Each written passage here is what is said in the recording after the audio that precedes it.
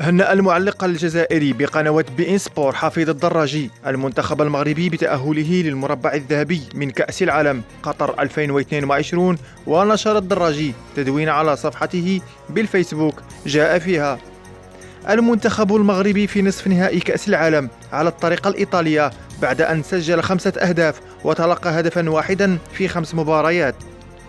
وأضاف حفيظ الدراجي قائلا: المنتخب المغربي أكد أن مباريات كأس العالم تكسب ولا تلعب، تكسب بالمهارة والإرادة والروح العالية وبمدرب محترم متواضع يعمل أكثر مما يتكلم.